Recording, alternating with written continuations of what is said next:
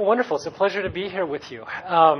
It's interesting because with my work with Human Life International, we're in over 80 countries now. And as Jack very kindly said, I've been to 60 so far, so I still have about 20 more to go to. But most of the audiences I speak with actually don't speak English as their mother tongue. So I'm either speaking to them in a foreign language, or I'm speaking to them in English through translation, or I'm speaking English, but they maybe don't understand it so well. So this is actually a treat to be able to be really understood and to express myself like this. I'm going to talk to you tonight a little bit about some of these really astonishing things that pro-lifers don't know about.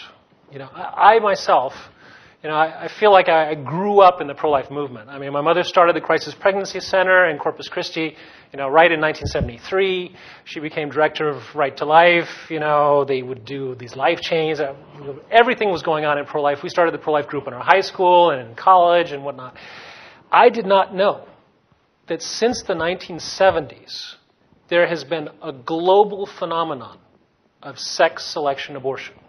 So specifically aborting baby girls, right?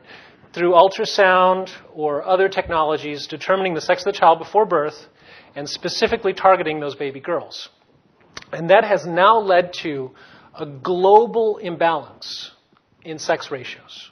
So it's hard to know exactly, but between 100 million and 200 million missing girls that have been selectively aborted.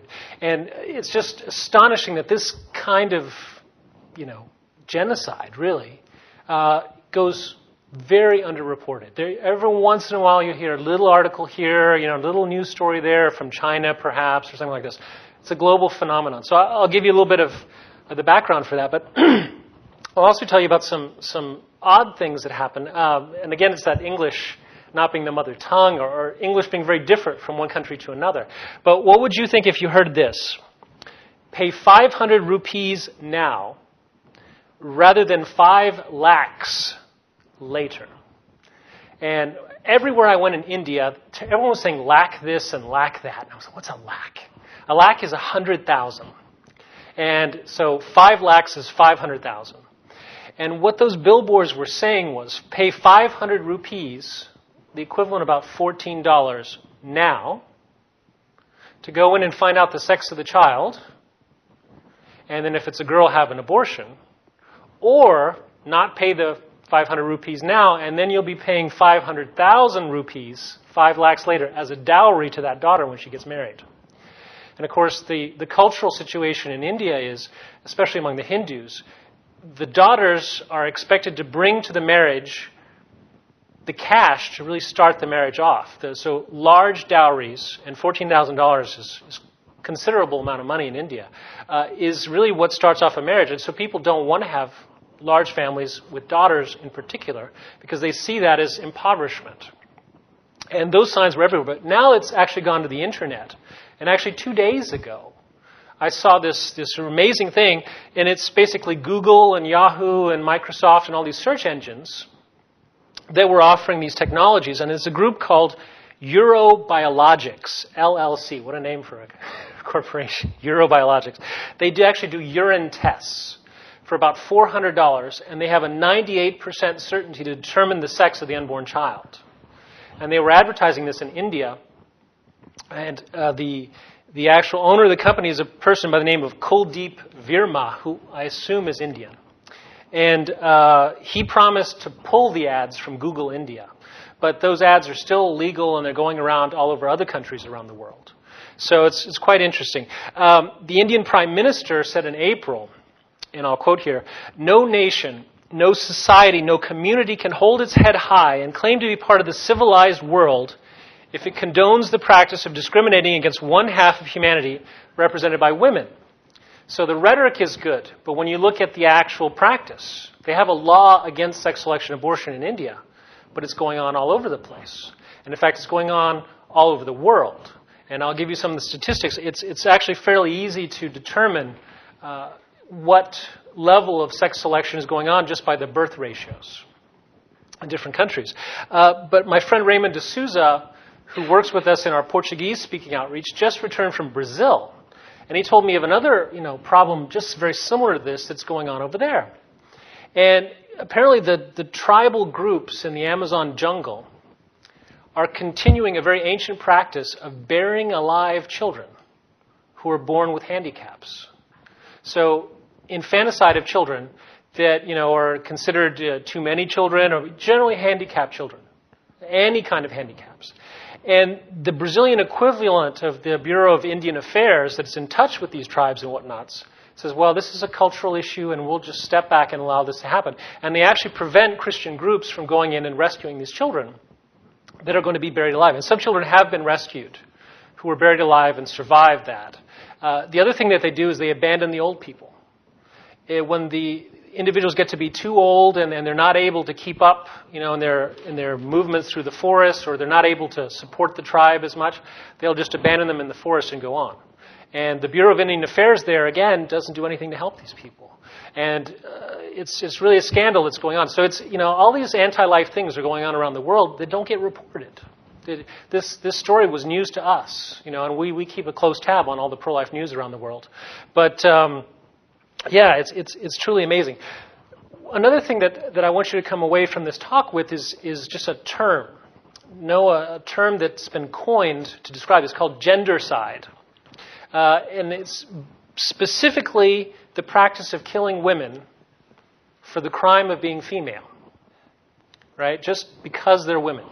And this is a worldwide phenomenon, and it's something that your large feminist organizations have generally been ignoring, specifically the sex selection abortion aspect of things.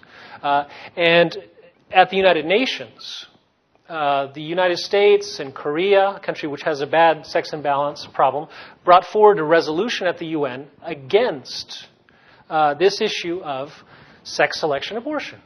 And it was torpedoed by the European Union and by China and a coalition going, because they didn't want to set a precedent.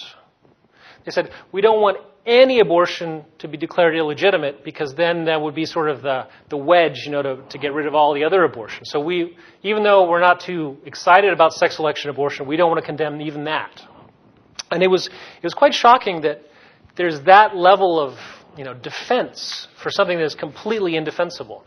One of the authors that I thought was quite poetic, describing this, talks about the slaughter of Eve, a systematic gendercide of tragic proportions.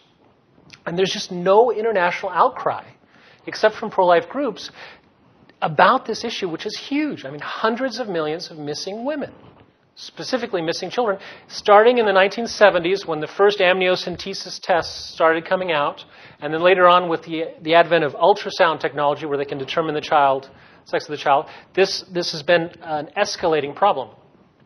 And I often compare this really to the kind of verbal engineering that goes on, even with the sloganeering. So we've all heard the slogan pro-choice.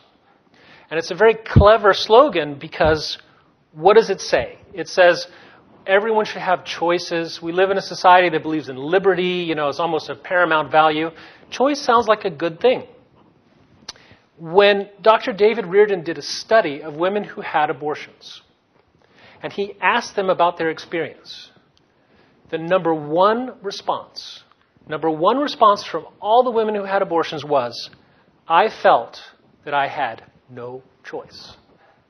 That abortion was the only thing that I could do. That everyone was pushing me in that direction. And even if I didn't want that abortion, I was going to have it because. And he collected a lot of testimonies. But he estimates through these different interviews and whatnot that 64% of abortions in America involve some form of coercion. Generally, it's the husband or the boyfriend or the parents or the doctor or even the colleagues who are saying, look, you need to do this. And he pulls all these different examples. I'll read you some testimonies. The night I told him I was pregnant, he destroyed our apartment. He was screaming, telling me I was a whore, a slut, a pig, you name it. He told me the kid would be retarded, abnormal, to get rid of it now. The whole time he cornered me in the bedroom, throwing things and killing me with his words. He was so mean. His eyes were black with anger. And that abortion ripped my world apart. Mary. My parents told me to leave the house and forget that I was their daughter. I left the house with no job, no money, no home, nowhere to turn, feeling utterly abandoned and alone, and still I was certain I was not going to have an abortion. I wanted my child, but my father sent several messages urging me to have an abortion, and I refused. As I began to feel more desperate, I shut down my feelings, functioning more like a surreal observer than someone in control. No one explained to me the baby's development or what the abortion would be like. I just lay there wishing that I could die. Teresa. Every Tuesday, a bus picked up students from the area high schools and took them to the Planned Parenthood clinic. It was also organized. They were all particularly careful to find out when my parents would not be home. On the bus, I felt as though I had no control over what was going on, what was going to happen to me. Still today, I feel like that I did not decide to have that abortion. Gayleen. And these stories are just multiplied. It's very interesting to hear, the rhetoric is on one side, pro-choice, and then the actual women having the abortion say, look, I didn't feel like I had any choices. If I had any other choice besides that abortion, I would have gone that way. And I was just speaking the other day with a good friend of mine, Mr. Chuck Pelletier in Fort Worth. And he has a crisis pregnancy center. And he says, when women come to his crisis pregnancy center that are abortion-minded, that are really, this is a problem pregnancy, there's some issue here, etc., he finds that if he can just speak with them and offer them options, tell them new things, between 70 and 80% decide not to have the abortion. Just because other options are being offered to these. And the tragedy of America today, we're having 1.3 million, 1.2 million abortions every year. Most of those abortions would not happen if we were actually offering choices, if we were actually offering some kind of solution. And Dr. Reardon's work, and you can go to his website. It's a wonderful place. It's called afterabortion.org. It's got another website called unchoice.com. It gives a lot of statistics. Dr. Reardon does a very good job of interviewing people. He has a wonderful book called Victims and Victors. And in that book, he talks about abortion with regards to rape and incest. So the really hard cases, what happens there? And he finds that overwhelmingly, the victims of rape and incest do not want abortions. And in particular, in the case of incest, pregnancies resulting from incest are usually felt by the mother as a liberation because the abuse that they've been having done to them over the years, months or years, is going to come out now because she's pregnant. And it's going to stop because people are going to realize something is wrong. But no. They take her to the abortion clinic. She has the abortion. No one finds out about it, and the abuse continues right on. And all these different scandals have come out where people will call abortion centers and say, look, pro-lifers have done this. I'm 14 years old. My boyfriend is 21. I don't want my parents to know about that I'm pregnant. Can I come in? This girl has been statutorily raped. She's below the age of consent. And the abortion clinic says, come on in. We'll take care of your problem. And they'll do this for rape. They'll do this for incest. It's a huge issue. And the other thing, too, is informed consent. Informed consent is to actually know about the procedure that is about to be done to you. What kind of effects this is going to have. And informed consent is something that is completely missing in abortion in America. In the state of Texas, where I'm from originally, they passed an informed consent law in which there's a sheet that has to be given to the young ladies or the women who come in for abortions at least 24 hours before the abortion. And it lists all the possible medical complications, all the possible other options that exist, groups that can help for adoption or to help them with their pregnancy, whatever else. And they find that the abortion rates go down tremendously when informed consent is actually part of the... But the pro-abortion groups in America are constantly fighting that, and going against it. Well, just a few things. You probably know these things, but again, from Dr. Reardon's research, the risk of death for women is 62% higher after abortion. Now, there's kind of a strange phenomenon, but the person in society who's at the least risk of death is a pregnant woman among adults.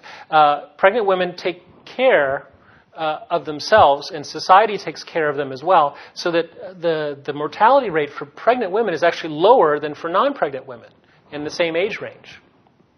But women who have abortions, afterwards, the suicide rates go up. The abuse of alcohol and drugs, car accidents, all kinds of, just seemingly unrelated things, but the abortion seems to impact the mortality rates of women. And it's not that the abortion itself kills them, it's the consequences afterwards. 31% suffer health complications of one form or another after abortion. 65% suffer post-traumatic stress disorder.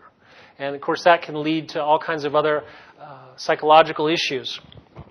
60% told him, part of me died. Which is, an incredible statement, really. And teens are 6 times more likely to commit suicide after an abortion than if they don't. So, it's an incredibly negative thing. And society treats it as if, well, it's the best solution. It's the solution that exists there. Well, going back to gendercide, it's just a strange fact that abortion has become so sacrosanct, so holy for some organizations that they consider it a taboo to place any restrictions on it. Any restrictions whatsoever have to be fought. And the greatest instance of deadly discrimination against women in recorded history, sex selection abortion, killing baby girls, is being virtually ignored by radical feminists and others because they rank the freedom to abort higher than the right to life of girls. And so, the President's Council on Bioethics actually did a study about this and kind of tried to understand some of the reasoning that was going on from some of these feminist legal scholars and others. And they said, well, essentially, it seems that the right to abort girls, because of son preference, they see that the abortion right is grounded in the principle of equality for women could now be used, rightly or wrongly, as a pretext for aborting female fetuses, and the slogan of the pro-choice advocates of every child a wanted child, which is a famous Planned Parenthood slogan, could now be invoked again, rightly or wrongly, to defend the abortion of unwanted female fetuses. And such positions are contributing to this international crisis. I mean, every child a wanted child. If you don't want a baby girl, then okay, better to have an abortion than an unwanted child. It's really astonishing. Well, how do we know the proportions of missing girls? What is the sort of the demographics behind this? And I've studied a lot of demography over the years, but it's a very interesting thing that the sex ratio at birth depends a bit on ethnicity. And there's a ratio of roughly 103 to 106 boys for every 100 girls at birth, depending on different ethnic groups. And it seems that because boys are actually more fragile than girls, which is kind of an interesting thing, but the XY chromosome is a relative element of fragility for men, because having a double X chromosome for the women provides them with some genetic backup. Whereas if the man's single X chromosome has any problems, that immediately comes out. And there's more genetic disease, therefore, with men. Women sometimes will not express it, but they'll be carriers, because they'll have one X that's perfectly healthy and the other one has the genetic disease, and that can be passed on to children. But the men actually get the disease and die young. After about 5 years or so, even if there are 105 boys to 100 girls, it tends to about age 5, there's usually about 100 boys for 100 girls in an average population because of higher infant mortality for boys. In the U.S., in 1984, the ratio was about 105 boys to 100 girls. For Caucasians, it was 105.4. For African Americans, it was 103.1. For Chinese, it was 104.6, and for Japanese, 102.6 boys for 100 girls. That was in 1984, and there was very little sex selection going on in the U.S. at that point. Over time, this has changed, and especially since the 1970s. Professor Jérôme Lejeune, and you've probably all heard of him, a wonderful French geneticist, great pro-lifer, actually developed the amniocentesis test. And he was the one who diagnosed Down syndrome. And he, determined that it was a genetic disease and that it was on the 21st chromosome, et cetera. And he spent the rest of his life trying to save Down syndrome children, trying to treat Down syndrome, who are now, of course, selectively aborted. About 90% of pregnancies that are determined to be carrying a Down syndrome child end up in abortion in many, many countries. And it's just another tragic situation. But anyway, Dr. Jerome Lejeune said that he realized that when given a choice, people would overwhelmingly opt for boys, and this could have catastrophic cultural and social ramifications that would result if sex selection became prevalent. Well, the worst place in the world for sex selection, of course, is China. And most people will have heard that there's a problem in China. And the statistics, because China is so vast, I mean, the estimate is that within a few years there'll be 70 million more men than women in the young age range because of sex selection abortion in China. And the principal reason for that, of course, is the one-child policy, where the government enforces only one child per family for the vast majority of families in China. The thing that people don't know about the one-child policy, it even surprised me when I was in China, is that the one-child policy is not the right to have one child. It's the right to have one child when the government gives you permission. So a young lady who's pregnant but not married yet, but wants to keep that pregnancy can't, because she doesn't have a certificate from the government legalizing that pregnancy.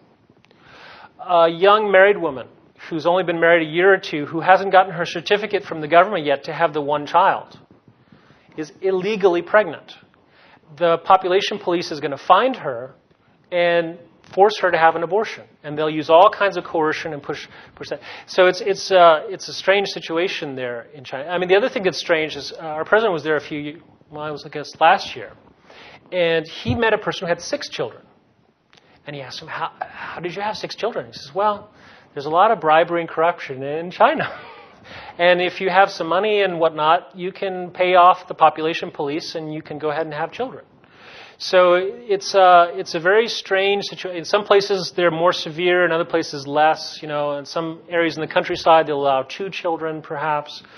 So it's a very complex, 1,300,000,000 people.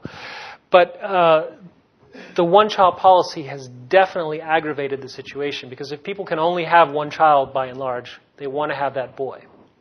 And there are a lot of different cultural reasons for that, but it's created a situation to where the provinces of Guangdong and Hainan now have 130 to 135 boys per 100 girls at birth, which is just unheard of in the history of the world. And no one knows what's going to happen. It's just new territory.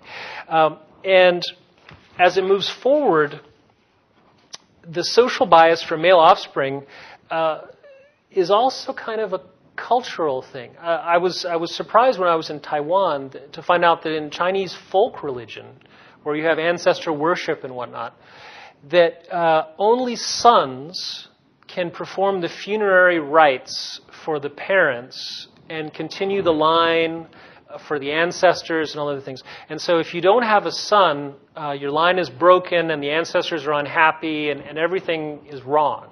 And so it creates additional pressure to have male children. And apparently not only in China, but in some of the Hindu religion, apparently there's some belief in that direction as well. And some other Asian religions, the idea of sons for religious purposes are also important. Well, in India, the Lancet, Britain's leading medical journal, found that there are probably as many as 10 million girls, just based on the birth ratios that are so skewed, that have been sex selection abortion in the last 20 years. And even this 1994 law against sex selection abortion in India has not really affected that ratio. It's been getting worse, the problem, over the years, because not enough people are enforcing it. And there are some heroes. I heard about this one police officer, Baljit Singh Dahiya, in Haryana, India, and he has a task force that employs pregnant women to go to these ultrasound centers and find out if they tell them the sex of the child. And if they do, they're breaking the law, and then he fines them, puts them in jail, shuts them down, etc. But there are not enough police officers like him going around the country. And it's not enough of a social priority to fight that. In fact, the other thing that's interesting about India and China and all these places where sex selection abortion is common is that it's more prevalent in the richer areas and the more highly educated areas. So people would think, oh, well, that's backward, superstitious, sexist, conservative. But it's actually the more, up-and-coming middle class, upper class regions that have the most sex selection going on in all these different countries. So it's a problem that's only getting worse unless it really becomes an international focus and people start talking about it. And in South Korea, they had a big conference about this issue. And it was one of the first conferences where they actually touched on it. But a lot of the observers noted one thing, that at the International Symposium, public concern about the missing girls focuses on the plight of the men who will be unable to find brides. So they're not really that interested in, women. They're more interested, for the obvious thing that there will not be enough wives to go around, and something, has to be done. But still, the focus is on the men. And the fate of the abandoned, aborted, murdered, maltreated girls is barely seen as a problem. And I've seen this too in the literature as I've read up on this issue. It is very common, and I just find it very hard to understand, where they say, well, there's at least, the silver lining in the cloud. That as women become fewer in these societies, their status will rise. Because there'll be fewer women, then people will treat them better. And that is absolutely false. First of all, it's absurd to think that, by murdering untold millions of women, you can somehow improve their status in society.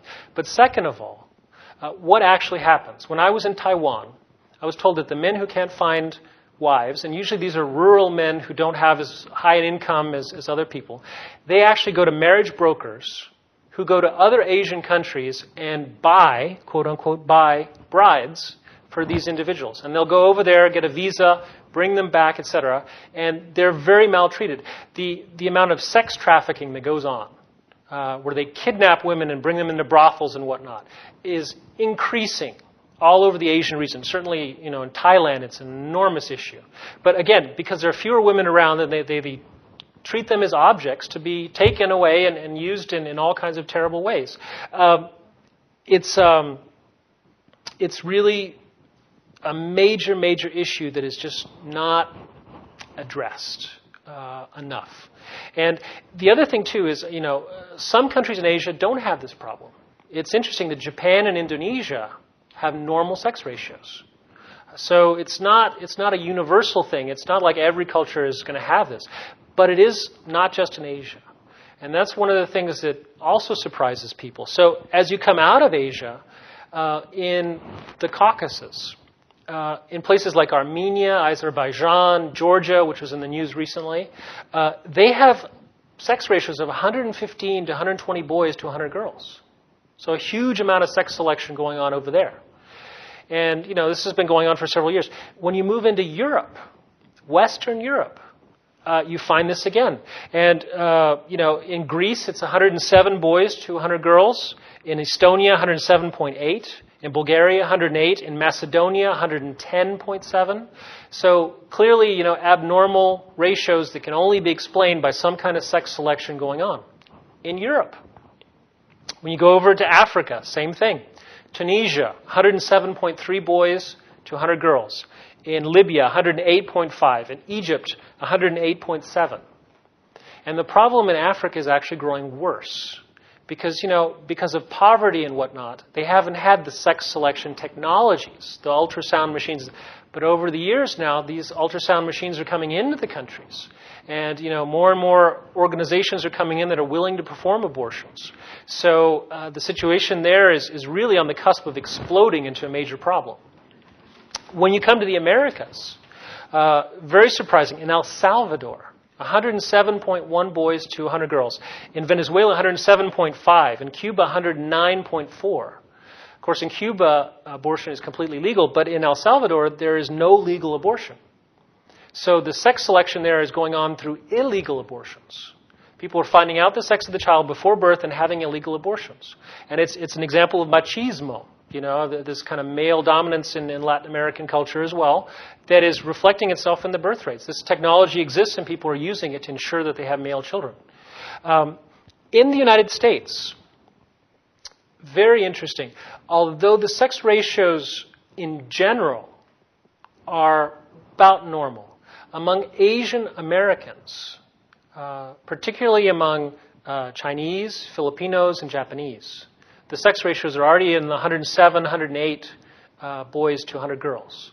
And there are a lot of different companies, in vitro fertilization companies, that will advertise that we can guarantee you a boy child if you come to us. And they'll do prenatal diagnosis before they implant the child and make sure that they only implant male embryos in the mother. And that sort of is completely legal in the U.S. There is no, anti-sex selection. In fact, the whole in vitro fertilization industry in the United States is practically unregulated. It's a real scandal. In other countries, they have some rules and they try to prevent at least that from going on. In the UK, though, they are starting to allow these designer babies. And of course, it goes way beyond sex. We want eye color, we want this, we want that. They'll get sperm donors and all kinds of different things, but quality control, being applied to the children before birth. Another thing that is just astonishing, but I've got some literature that I brought here, and if you look at the global situation since 1960 of just surgical abortions and the global estimates, all these countries here in red, all these actually continents, so North America, South America, Western Europe, Australia, New Zealand, and Mongolia, the combined populations of all those regions have been eliminated by surgical abortion since 1960. So 1.6 billion surgical abortions since 1960, which is the current day population. Obviously, it's spread out among all the countries in the world, but that would be, the equivalent is just eliminating that amount of population from the world.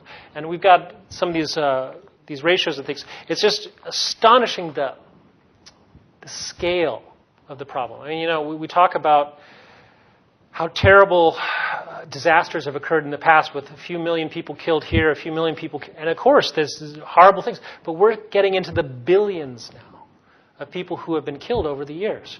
And it's still, the problem is not the number one focus. We ask people, what's the number one cause of mortality in the world? They won't say abortion, which of course it is. 50 million abortions going on a year. There's nothing killing 50 million people a year like abortion. And of course, out of that, disproportionate number of girls through sex selection abortions. So it's kind of something that, there's several of these different terms that people use or phrases, but I mean, one of them that's often stated is that God always forgives, that man sometimes forgives, but nature never forgives. One that I kind of heard and thought was pretty funny was to err is human, to forgive is divine, neither is Marine Corps policy. But that sort of issue, I mean, the world is now faced with a situation where we have gone and made a huge mistake, allowing abortion in the first place, allowing these sex selection abortions to just go on unchecked in so many countries in the world. And we're in a situation where China is currently producing 2 million more boys than girls every single year because of sex selection abortion. And there's actually a term in Chinese called bare branches to describe men who cannot find wives. And many people studying this issue have come to the conclusion that what is going to happen over time is either military adventurism or internal violence in these different societies, because they are literally having disproportionate numbers of young men who are not settling down. And the one issue that I think is important is every society in the world that has a high proportion of young, unmarried men is in trouble. And it's interesting to notice that the most warrior-driven societies, etc., have that situation. Young unmarried men in large proportions. And marriage is something that really takes a country and civilizes it. But you have a situation where many people can't get married because there are literally, no possibilities. And that, I think, is one of the reasons why China is becoming more and more aggressive. And some of these issues are going to happen in the next few years, and people are going to wonder why. But this sex-selection abortion is actually the root cause, going back many years. I think I'll maybe give you just a few little other tidbits. The kind of hypocrisy, that has gone on over the years. But recently there was a Swiss bioethics commission that came out saying that plants should be given rights and protection from being killed without justification. Plants. This is a country where preborn children can be aborted for any reason in the first trimester. But the concern is, that there is wanton slaughter of plants that needs to be controlled in this society. It's kind of a blindness that's very difficult to understand, and that we need to really work on it. And as Human Life International, we really believe it has spiritual roots. It's kind of a spiritual blindness that people don't see the elementary dignity of the human person.